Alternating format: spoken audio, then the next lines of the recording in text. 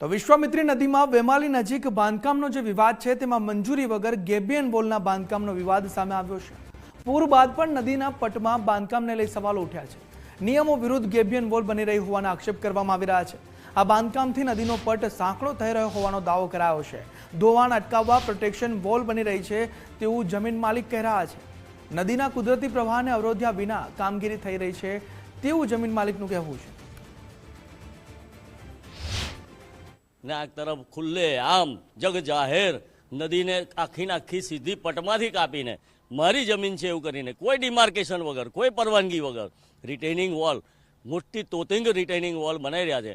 સામે બીજી retaining wall બની ગયેલી છે। તો આ બધી રિટેનિંગ વોલ બની જતા નદી એક નાળા જેવી બની જાય છે ને નદીને જે પૂરમાં ઉપરવાસનું આવતું પાણી જે વધારે પડતું પાણી હોય છે એની ક્ષમતા હોવી જોઈએ એ જોવામાં આવતી નથી।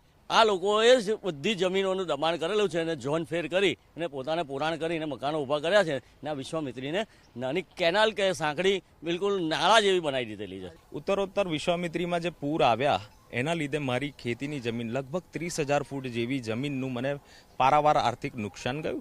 વધતા જે લીમડાના 300ના ઝાડ હતા એ પણ નદીમાં ધોવાયા, જેથી આ પૂરના લીધે હજુ પણ અમને આર્થિક નુકસાન ના જાય અને આ પૂરનું ધોવાણ ક્યાંક અટકે એના માટે જે બિલકુલ પ્રાકૃતિક મટીરિયલ જે પથ્થર હોય છે એ પથ્થરથી માટીનું ધોવાણ થતું અટકાવવા માટે જે દિવાલ બનાવવામાં આવે છે એ અમે અત્યારે એનું કામ કરી રહ્યા છે। કોર્પોરેશન પાસે ખૂંટા મરાવી અને અમારી હદમાં આ કામ અમે કરી રહ્યા છે જેથી અમારું ખેતરનું ધોવાણ અટકે। કોર્પોરેશન દ્વારા આ પ્રકારની કોઈ કામગીરી ત્યાં ચાલુ કરેલ નથી। પ્રાઇવેટ જગ્યા છે, ત્યાં પ્રાઇવેટ ઓનર દ્વારા થઈ રહેલું હોવાનું જણાવ્યું છે। ગઈકાલે જ અમે ટાઉન પ્લાનિંગ શાખામાં લેખિતમાં જાણ કરી છે કે આનો તપાસ કરી સ્થળ તપાસ કરી જે પણ કંઈ કાર્યવાહી હોય કરવા માટે જાણ કરેલ છે। પૂર બાદ જે નવલાવાલા સમિતિનું સૂચન હતું એ મુજબ આપણે રિસેક્શન રિસેલ્ટિંગની કામગીરી કરી। એના એક સૂચનના ભાગરૂપે બફર ઝોન ક્રિએટ કરવાનું પણ સૂચન છે કે જે draft flood plane zoning act છે એ મુજબની જોગવાઈના આધારે નદીની આસપાસ જે પણ છે બાંધકામ કે અથવા નવીન કોઈ પરવાનગી ન રિસ્ટ્રિક્ટ કરી શકીએ મુજબની એક પોલિસી પણ ફાઇનલ કરવાની થાય છે।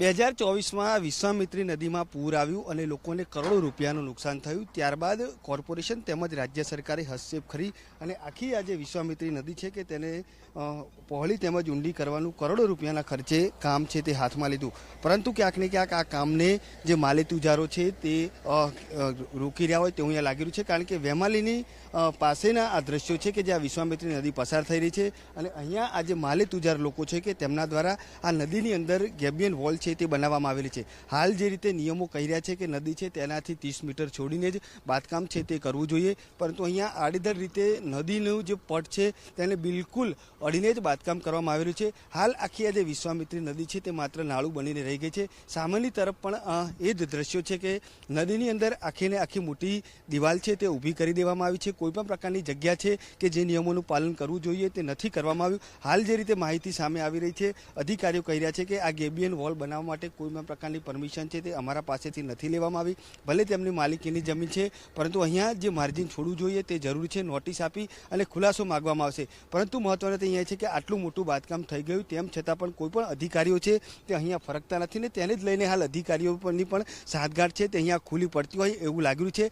જોકે ક્યાંક ને ક્યાંક રાજકીય વગ ધરાવતા મોટા લોકો છે કે તેમના દ્વારા આ કામ છે તે કરવામાં આવી રહ્યું હોય તેવી ચર્ચા પણ ચાલી રહી છે। ત્યારે હવે શું કોર્પોરેશન આવા રાજકીય વગ ધરાવતા લોકો સામે કાર્યવાહી કરે છે કે પછી આંખ બંધ કરી અને આંખ આડા કાન કરે છે તે જોવાનું રહેશે। કેમેરામેન DK સોલંકી સાથે અલ્પેશ સુથાર, ગુજરાત ફર્સ્ટ, વડોદરા।